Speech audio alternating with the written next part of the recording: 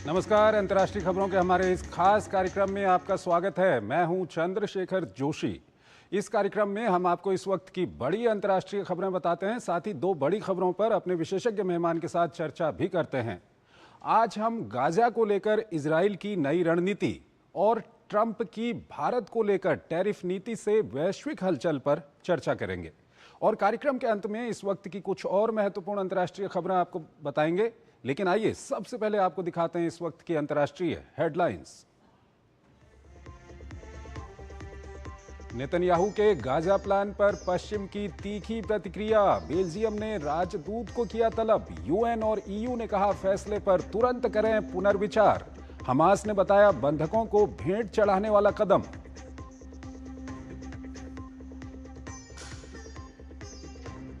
Israel पर पश्चिमी देशों की नीति में बड़े बदलाव के संकेत। जर्मनी ने हथियारों के निर्यात पर लगाई रोक।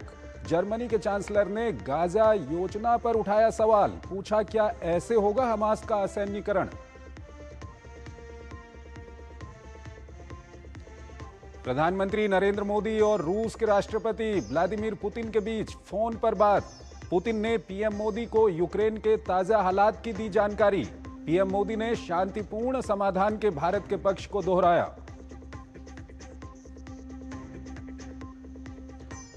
ट्रंप के टैरिफ टूल के खिलाफ आर्थिक महाशक्तियों की लामबंदी। चीन ने रूस से तेल खरीद पर अमेरिकी आपत्ति को किया खारिज। कहा राष्ट्रहित से कोई समझौता नहीं। चीन और रूस के राष्ट्रपति की टेलीफोनिक बातचीत।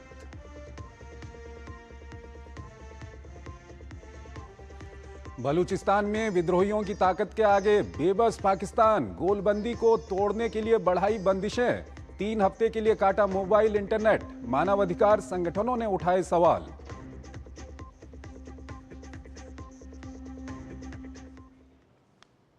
और आइए सबसे पहले आपको इस वक्त की बड़ी खबर की ओर लिए चलते हैं। पीएम मोदी की रूस के राष्ट्रपति पुतिन से फोन पर बातचीत हुई है। पीएम मोदी की रूस के राष्ट्रपति पुतिन से फोन पर बातचीत हुई है। दोनों नेताओं के बीच फोन पर बातचीत हुई है। काफी महत्वपूर्ण बातचीत हुई है। पुतिन ने पीएम मोदी को यूक्रेन से संबंधित ताजा हालात की जानकारी दी है और साथ ही साथ आपको बता दें कि पीएम मोदी ने संघर्ष के शांतिपूर्ण हल के लिए भारत के पक्ष को दोहराया है। यानी कि बातचीत और डिप्लोमेसी का जो भारत का पक्ष है उसको एक बार फिर पीएम मोदी ने दोहराया है। दोनों नेताओं ने रणनीतिक साझेदारी को और मजबूत करने की दोहराई प्रतिबद्धता और साथ ही साथ 23वें भारत रूस वार्षिक शिखर सम्मेलन के लिए पुतिन को भारत आने का निमंत्रण दिया गया है पीएम मोदी की ओर से। तो इस वक्त की ये बड़ी खबर है। पीएम मोदी की रूस के राष्ट्रपति पुतिन से बातचीत हुई है। दोनों नेताओं के बीच में फोन पर बातचीत हुई है और व्लादिमीर पुतिन ने पीएम मोदी को यूक्रेन के ताज़ा हालात से जुड़ी हुई जानकारी दी। साथ ही साथ पीएम मोदी की ओर से जो भारत का पक्ष है संघर्ष के समाधान के लिए, शांतिपूर्ण समाधान के लिए बातचीत का, डिप्लोमेसी का, उसको एक बार फिर दोहराया है यहाँ पर। तो इस वक्त की बड़ी खबर, पीएम मोदी और व्लादिमीर पुतिन के बीच फोन पर बातचीत हुई है। दोनों नेताओं ने रणनीतिक साझेदारी को और मजबूत करने की प्रतिबद्धता दोहराई है। 23वें भारत रूस वार्षिक शिखर सम्मेलन के लिए पुतिन को भारत आने का निमंत्रण भी पीएम मोदी ने दिया।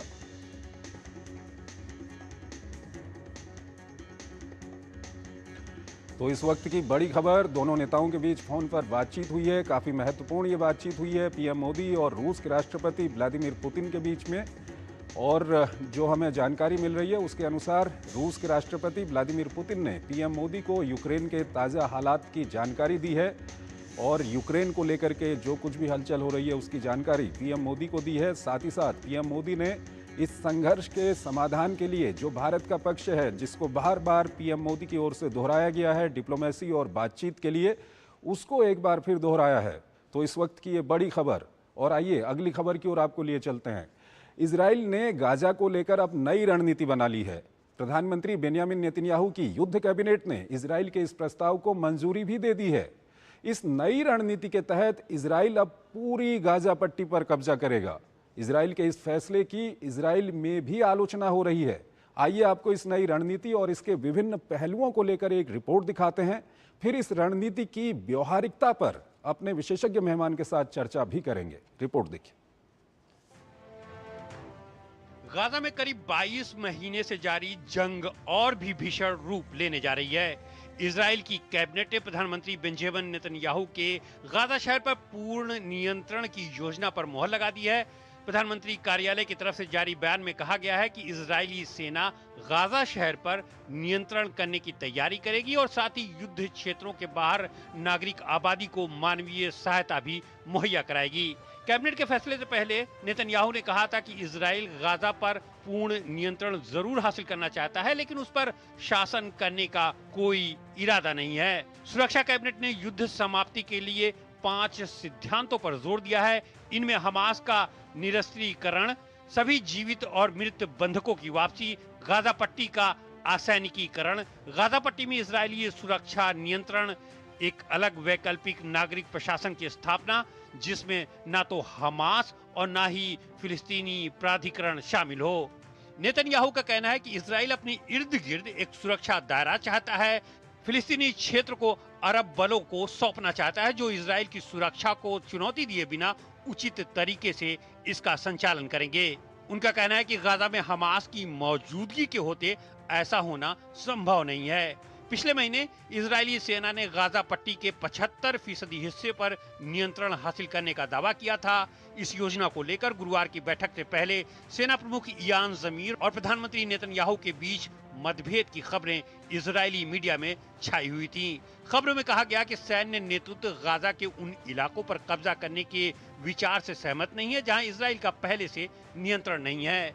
जमीर का कहना है कि बाकी हिस्से पर कब्जा करने के अभियान से सेना उस क्षेत्र में फंस सकती है। जमीर ने यह भी कहा कि जहां से सेना पीछे हट गई है उन इलाकों को वापस लेने से हमास के कब्जे में मौजूद इजरायली बंधकों को नुकसान पहुंच सकता है। विपक्ष ने कैबिनेट के फैसले को आपदा बताते हुए कहा कि इससे कई और गंभीर समस्याएं पैदा हो सकती हैं। यायर लिपिड ने कहा है कि इससे बंधकों और सेना की जान को खतरा बढ़ सकता है। फैसले पर गाजा को लेकर अंतर्राष्ट्रीय चिंताएं बढ़ गई हैं। ब्रिटेन के प्रधानमंत्री कीर स्टारमर ने इजराइल के कदम की निंदा करते हुए कहा है कि इस क्षेत्र में खून खराबा और बढ़ेगा। संयुक्त राष्ट्र पहले ही गाजा में अकाल की स्थिति उत्पन्न होने की चेतावनी दे चुका है। विश्व स्वास्थ्य संगठन के मुताबिक इस साल क्षेत्र में करीब 99 लोगों की कुपोषण से मौत हो चुकी है।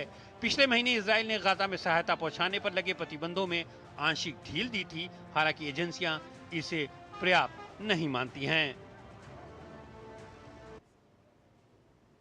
और इस खबर पर ज्यादा बात करने के लिए हमारे साथ जुड़ रहे हैं retired lieutenant general Sanjay Kulkarni, former DG infantry, विदेशी और सामरिक मामलों के जानकार हैं। उनसे हम बातचीत करेंगे। संजय जी, बहुत बहुत स्वागत है आपका हमारे इस कार्यक्रम में। संजय जी, जो इजराइल की नई रणनीति है जिसको वहां की वॉर कैबिनेट ने भी अब अप्रूव कर दिया है कि इजराइल पूरी गाजा पट्टी पर कब्जा करेगा, क्या कुछ आपकी पहली प्रतिक्रिया? बहुत बहुत धन्यवाद चंद्रशेखर जी। जरूर सिक्योरिटी ने पूरी गाजा पट्टी पर, मुझे लगता है कि नेतन्याहू को वहां पर रेजिस्टेंस होने के नाते शायद गाजा सिटी जो है, क्योंकि पूरा गाजा तकरीबन 350 स्क्वायर किलोमीटर है और गाजा पट्टी जो गाजा सिटी कहते हैं उसे वो तकरीबन 45 स्क्वायर किलोमीटर के आसपास उसका इलाका है। इसमें तकरीबन 10 लाख फलस्तीनी रहते हैं। बर्बाद वो भी हो चुका है, लेकिन उनका मानना यह है कि अगर कम से कम अगर गाजा सिटी जिसे वो कहते हैं उसके ऊपर नियंत्रण हो जाता है तो, क्योंकि वहीं पर एक पैलेस्टीनियन जो पोर्ट है वो सिर्फ गाजा सिटी में है, उसको देखते हुए उनका ये मानना है कि कम से कम जो 5 प्रिंसिपल्स लेकर के वो चल रहे हैं, डिमिलिटराइजेशन, उनका पूरा गाजा पट्टी को, यकीनन उनका ये मानना कि जो गाजा पट्टी है इस पर हमास या पैलेस्टीनियन लिबरेशन ऑर्गेनाइजेशन दोनों का भी हुकूमत नहीं चलेगी। हुकूमत एक फ्रेंडली अरब कंट्रीज को दिया जाएगा जिससे कि कम से कम इजराइल की सिक्योरिटी को मद्देनजर रखा जाएगा। लेकिन इसको देखते हुए जिस प्रकार से यूएन ने, यूके ने, जर्मनी ने तो बहुत जबरदस्त विरोध प्रकट किया है, उनके बीच में जो उनके ऑपोजिशन लीडर है लिपिड, उन्होंने भी कहा है कि वो बहुत नुकसान होगा। गाजा जो हमास है उन्होंने भी यही कहा है कि नुकसान होगा और जो हॉस्टेजेस देना चाहते हैं उनको लेने में उनको बहुत कठिनाई होगी। शायद वो नहीं चाहते हैं वो जिंदा रहे, लेकिन नेतन्याहू का यह मानना है कि अगर उन्हें सुरक्षा प्रदान, अपना इजराइल को सुरक्षा प्रदान करनी है तो गाजा पट्टी में कम से कम कंप्लीट, जैसे आप कह रहे थे चंद्रशेखर जी, कंप्लीट गाजा के ऊपर जो 351 स्क्वायर किलोमीटर का एरिया उसके ऊपर उसका कब्जा हो, लेकिन पहला फेज 1 में कम से कम गाजा सिटी के ऊपर वो चाहते हैं, जहाँ पे 10 लाख फिलिस्तीनी है और फिलिस्तीनी भी है जहाँ पे, वो भी नहीं चाहते क्योंकि उनको भी अब डिस्प्लेसमेंट होगा, क्योंकि वो गाजा सिटी से उनको बाहर निकलना पड़ेगा और फिर वो उसको बनाएंगे ह्यूमैनिटेरियन एड के लिए, खाना पीना, मतलब इजराइल कोशिश तो कर रहा है। हो सकता है, मेरा मानना यह है कि दबाव डाल देंगे हमास के ऊपर कि जो हॉस्टेजेस उनके पास हैं, जो भी 40-50 है, जिनमें से 20 ही जिंदा है, वो सब के सब वापस करे। अगर वो कर देते हैं तो शायद ये इस तरह का कदम नहीं उठाएंगे। तो मुझे नहीं लगता है कि टू स्टेट सोल्यूशन जो है वो नेतन्याहू को मान्य है, और वो तो यही चाहेंगे कि पूरी गाजा पट्टी के ऊपर उनका कंट्रोल हो।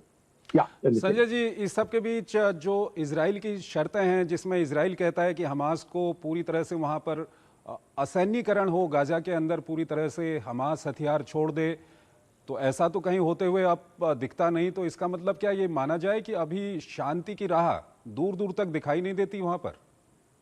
बिल्कुल, आप देखिए तकरीबन 2 साल होने को आ रहे हैं, 75% गाजा इजराइल के कब्जे में है, उसके बावजूद भी 100% हमास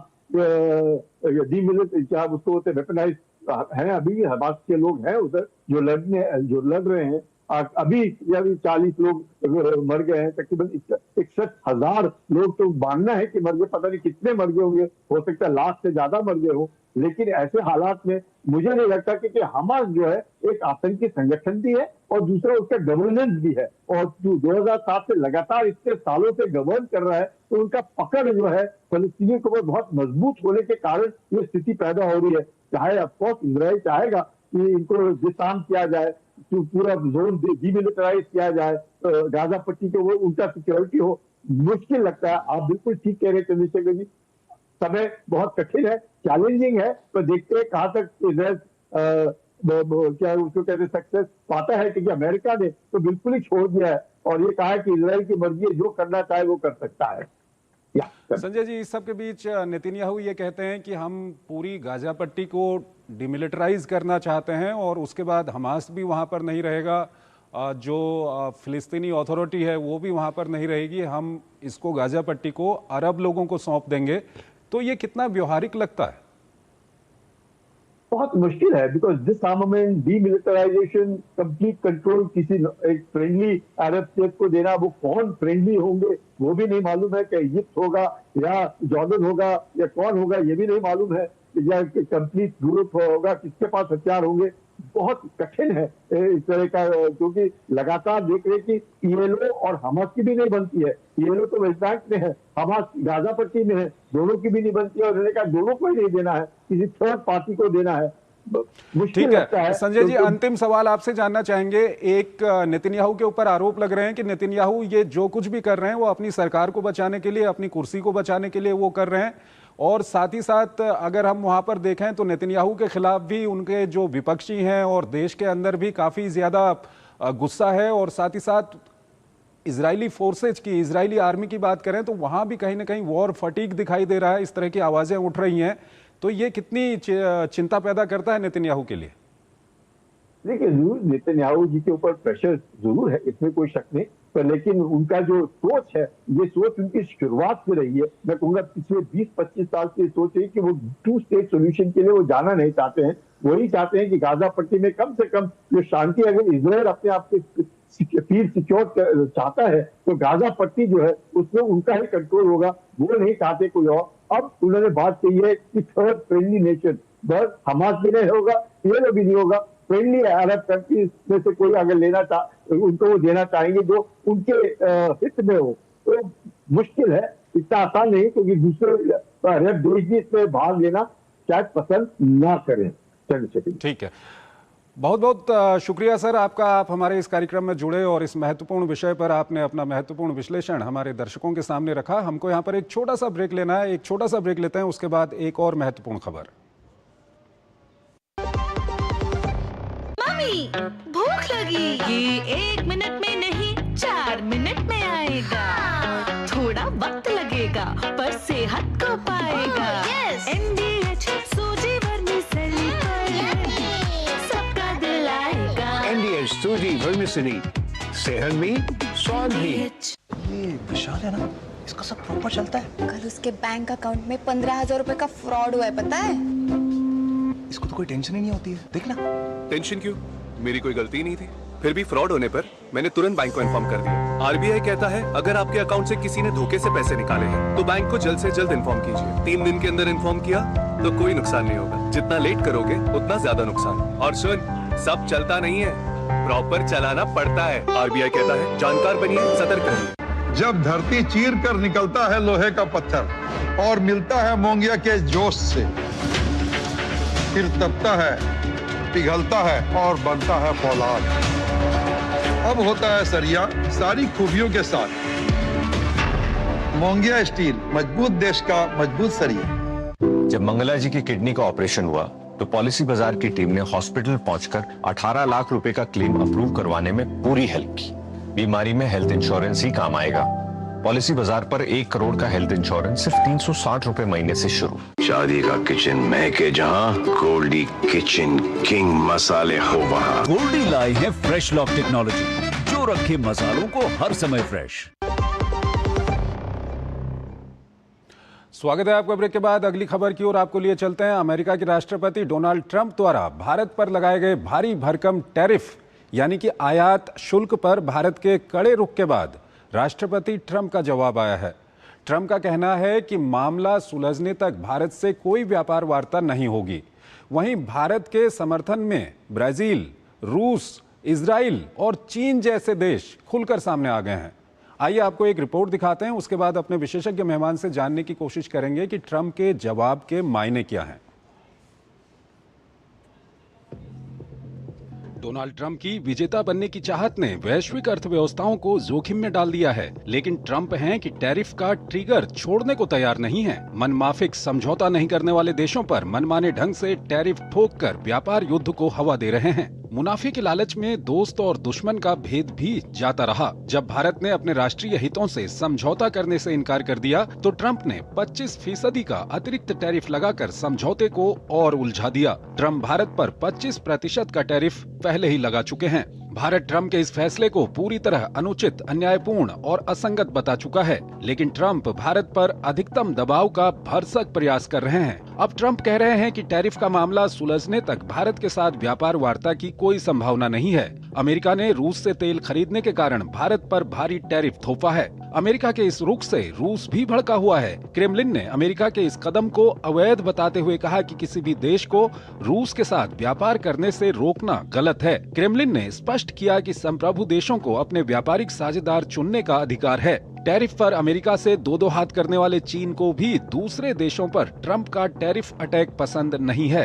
भारत में चीन के राजदूत का सोशल मीडिया एक्स पर दिया बयान भी खूब चर्चा में है, जिसमें उन्होंने कहा है कि दबंग को थोड़ी छूट दो तो वो सिर पर चढ़ जाता है। उन्होंने चीनी विदेश मंत्री का एक बयान शेयर करते हुए ये बात कही, जिसमें वांग यी ने देशों को दबाने के लिए टैरिफ को हथियार के तौर पर इस्तेमाल करने को संयुक्त राष्ट्र चार्टर का उल्लंघन और विश्व व्यापार संगठन के नियमों की अवहेलना बताया है। बढ़ते टैरिफ टकराव के बीच ब्राजील के राष्ट्रपति लूला दा सिल्वा ने प्रधानमंत्री नरेंद्र मोदी से फोन पर बात की। दोनों नेताओं के बीच व्यापार, तकनीक, ऊर्जा, रक्षा और कृषि जैसे मुद्दों पर आपसी सहयोग मजबूत करने पर चर्चा हुई। दरअसल भारत की तरह ही ब्राजील पर भी अमेरिका ने 50% टैरिफ ठोक रखा है।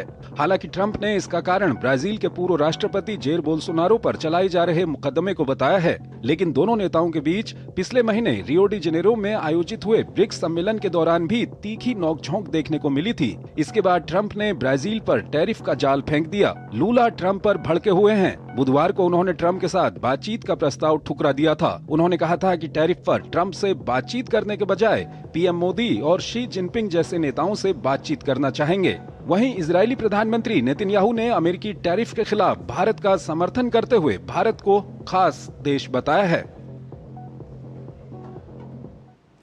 और इस खबर पर ज्यादा बात करने के लिए हमारे साथ जुड़ रहे हैं professor Rakesh Mohan, vice chancellor हैं Indian Institute of Foreign Trade के।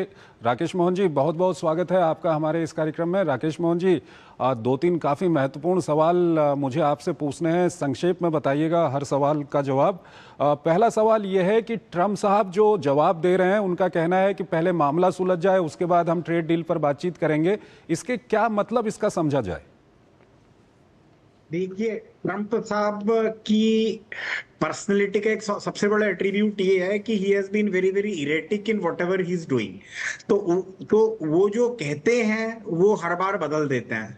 तो और आपने देखा कि he has been so unilateral even in tariff लगाने के अंदर भी, कि उन्होंने पहले 25% टैरिफ लगाया 30 जुलाई को, फिर 6 अगस्त को फिर 25% लगाया, कुल मिला के 50% हो गया। अब वो ये कह रहे हैं कि हम और टैरिफ लगा देंगे। अभी तक तो नॉर्मली ये ट्रेड पे जो देशों के बीच में टैरिफ चलते हैं या नेगोशिएशन होते हैं, ये प्योरली ट्रेड इशू पे होते हैं। इसके अंदर इन चीजों की चर्चा की जाती है कि किस प्रोडक्ट पे टैरिफ घटाने से आपको कितना फायदा है देश को, और टैरिफ बढ़ाने से कितना फायदा है, उसका प्रॉपर कैलकुलेशन होता है, उसका प्रॉपर एक मेथड है जिनसे किया जाता है। लेकिन ट्रंप साहब अब जो कह रहे हैं कि अगर आप उनसे तेल खरीदोगे तो हम आपके ऊपर, उन्होंने 25% तो लगा ही दिया है। और ऐसा हमारे ऊपर किया, ऐसा नहीं है, पहले भी वो करते आ रहे हैं। मेक्सिको पे उन्होंने कहा कि इमिग्रेशन के लिए टैरिफ लगाया। उनको ये भी परेशानी है कि नहीं तो तेल तो यूरोपियन यूनियन भी खरीद रहा है ना, उस पर तो नहीं लगाया, टर्की पर तो नहीं लगाया, चीन भी खरीद रहा है, चीन के साथ तो बातचीत चल रही है। हाँ, तो अब देखिए, तो स्पष्ट है ना कि माइट इज राइट। और इसमें सबसे बड़ी बात यह कि भारत के की सेंसिटिविटीज के बारे में मुझे लगता है कि अमेरिका के राष्ट्रपति जी को समझना पड़ेगा कि हम 85% हमारे ऑयल की रिक्वायरमेंट के लिए इंपोर्ट पर आधारित है। हमसे ज्यादा तेल चाइना खरीदता है, हमसे ज्यादा तेल और एनर्जी प्रोडक्ट यूरोपियन यूनियन खरीदते हैं। और उसमें एक सबसे बड़ी बात यह कि भारत तेल उनसे इसलिए खरीदता है क्योंकि वो कॉस्ट इफेक्टिव है। उन्होंने हमको 16, 20, 25% तक डिस्काउंट दिया है तेल के ऊपर। और अगर हम उनसे तेल नहीं खरीदते तो हमारी तेल की कंपनियों की प्रॉफिटेबिलिटी कम होती, इन्फ्लेशन की रेट बढ़ जाती। और इसमें एक एस्टीमेट तो यह भी कहता है कि अगर भारत ने उनसे तेल नहीं खरीदा होता तो क्रूड ऑयल की विश्व के अंदर जो प्राइसेस है वो $80-90 पर बैरल की जगह पे 100 बैरल पहुंच जाती। तो मुझे ऐसा लगता है कि उस हमारे तेल खरीदने का अमेरिका ने भी एक जमाने में सपोर्ट किया। अगर हम तेल नहीं खरीदते तो पूरे यूरोप में उसकी अगर प्राइस बढ़ती तो उसका इन्फ्लेशनरी इफेक्ट यूरोप पे भी पड़ता। तो वो तेल खरीदने में कोई बुराई नहीं है। लेकिन अब ये जो इन्होंने भारत को टारगेट किया है, बट क्या कि मुझे ऐसा लगता है कि उन्होंने खाली भारत को ही टारगेट नहीं किया। ठीक है सर, अब ये बताइए तो, सर अब ये बताइए आगे का रास्ता क्या है, और दूसरा जो ट्रंप की टैरिफ नीति है उसका अमेरिकी उपभोक्ताओं पर कितना प्रभाव पड़ेगा और भारतीय लोगों पर कितना प्रभाव पड़ेगा?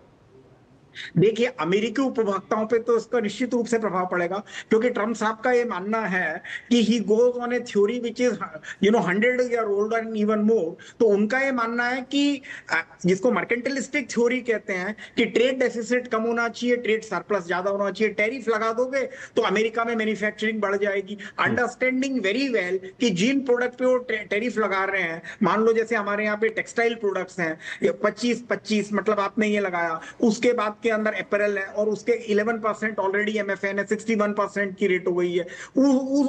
और अगर उनको ये लगता है कि प्रोडक्ट अमेरिका के अंदर मैन्युफैक्चरिंग शुरू हो जाएगा तुरंत, तो मेरे ख्याल से थोड़ा सा इसमें वक्त लगेगा। और अगर मैं कहूं कि भ्रम है तो अतिशयोक्ति नहीं होगी। भारत के पास वैकल्पिक रास्ते क्या क्या है सर? समय कम है, भारत के पास वैकल्पिक रास्ते क्या क्या है? भारत के पास अनेक वैकल्पिक रास्ते हैं। पहली बात तो यह है कि इस अनसर्टेनिटी की दशा में भारत ने एक बहुत सर्टेनिटी और स्टेबिलिटी दिखाई है। भारत ने इस तरह से रिएक्ट नहीं किया है जिस तरह से चाइना और ब्राजील ने रिएक्ट किया है। भारत ने स्टेबिलिटी दिखाई है। भारत अभी भी अमेरिका के साथ के अंदर ट्रेड नेगोशिएशन के लिए तैयार है, उसके रास्ते खुले हुए हैं। हमारा ट्रेड नेगोशिएशन बिल्कुल इंपिरिकल फैक्ट और फिगर्स के आधार पे हो रहा है। हम ट्रेड नेगोशिएशन के अंदर पॉलिटिकल इश्यूज को बीच में नहीं लाते। अमेरिका ने स्ट्रेटेजिकली एक अपने पुराने स्ट्रेटेजिक अलायंस और दोस्त भारत के साथ जिस तरह का व्यवहार किया है उससे पूरी दुनिया स्तब्ध है, एक। और दूसरे अलावा उसके बाद भारत का डोमेस्टिक बाजार बहुत बड़ा है। अमेरिका के अंदर एक्सपोर्ट भारत के जीडीपी का मात्र 2% है। और उसका हमारे पास एक तो वैकल्पिक बाजार खोजना, वैकल्पिक प्रोडक्ट पे फोकस करना, हमारे प्रोडक्ट्स को कॉम्पिटिटिव बनाना, और जो प्रोडक्ट अमेरिका के अंदर जाते हैं उनको sector specific sector specific strategy के तहत प्रमोट करना, और कुछ कहीं जरूरत है तो फाइनेंशियल। ठीक है सर, बहुत बहुत शुक्रिया आपका, आप हमारे इस कार्यक्रम में जुड़े और इस महत्वपूर्ण विषय पर आपने अपना महत्वपूर्ण विश्लेषण हमारे दर्शकों के साथ साझा किया। एक छोटा सा ब्रेक लेते हैं यहां पर, और ब्रेक के उस पार आज की कुछ और महत्वपूर्ण अंतर्राष्ट्रीय खबरें आपको बताएंगे।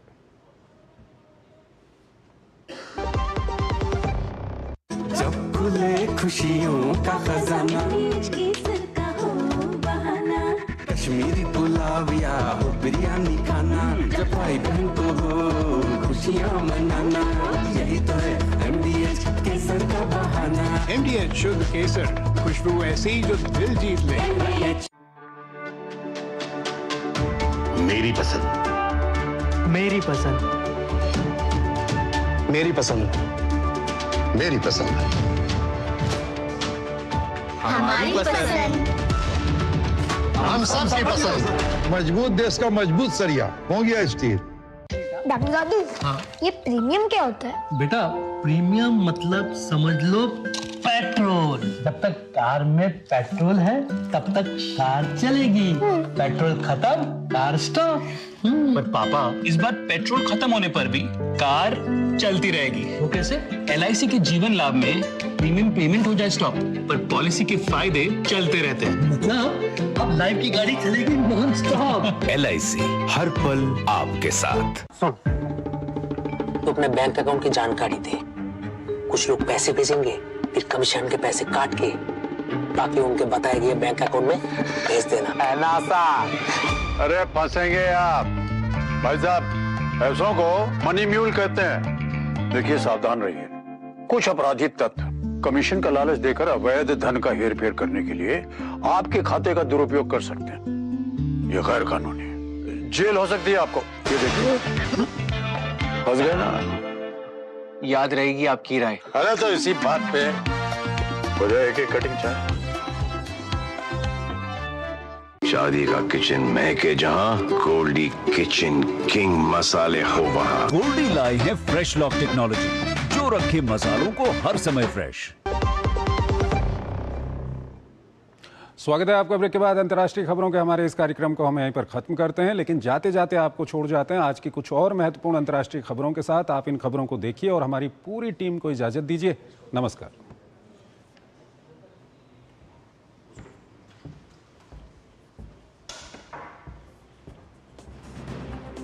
पुतिन और ट्रंप की संभावित बैठक से पहले जब एक पत्रकार ने ट्रंप से पूछा कि क्या पुतिन को अमेरिका के साथ बैठक सुनिश्चित करने के लिए ज़ेलेंस्की से मिलना होगा, तो ट्रंप ने कहा नहीं, उन्हें इसकी आवश्यकता नहीं है। इस सब के बीच रूसी सेना ने कीव क्षेत्र के बुचा जिले पर रात में बड़ा ड्रोन हमला किया, जिसमें 3 लोग घायल हो गए।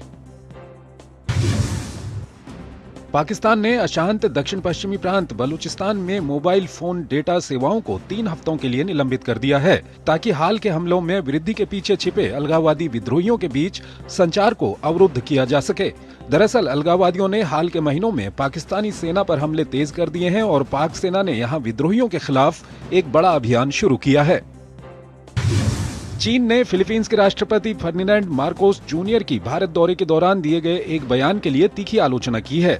दरअसल उन्होंने कहा था कि फिलीपींस की भौगोलिक निकटता और ताइवान में बड़ी संख्या में फिलिपिनो समुदाय के कारण चीन ताइवान युद्ध की स्थिति में फिलीपींस को भी इसमें शामिल होना पड़ेगा। अमेरिका ने वेनेजुएला के राष्ट्रपति निकोलस मादुरो की गिरफ्तारी में मददगार जानकारी देने वाले के लिए इनाम $2.5 करोड़ से बढ़ाकर $5 करोड़ कर दिया है। दरअसल अमेरिका मादुरो पर दुनिया के प्रमुख मादक पदार्थों के तस्करों में से एक होने और अमेरिका में फेंटेनाइल युक्त कोकीन तस्करी के लिए कार्टेल के साथ काम करने का आरोप लगाता रहा है।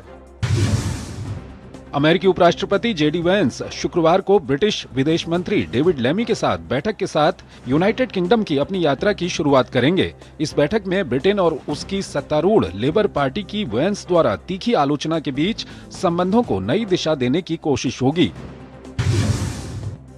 दक्षिणी फ्रांस के 16,000 हेक्टेयर जंगल और गांवों को झुलसा देने वाली भीषण आग पर अब काबू पा लिया गया है। आग की जगह की सुरक्षा और भड़कने से रोकने के लिए आने वाले दिनों में भी अग्निशमन कर्मी इलाके में तैनात रहेंगे। अमेरिकी राष्ट्रपति डोनाल्ड ट्रंप ने वाणिज्य विभाग को एक नई जनगणना पर काम शुरू करने का आदेश दिया, जिसमें अमेरिका में अवैध रूप से रह रहे अप्रवासियों को शामिल नहीं किया जाएगा। उन्होंने अपने पहले कार्यकाल में भी ऐसा ही प्रयास किया था, जिसे बाद में अदालतों ने खारिज कर दिया था और उनके उत्तराधिकारी ने उसे पलट दिया था।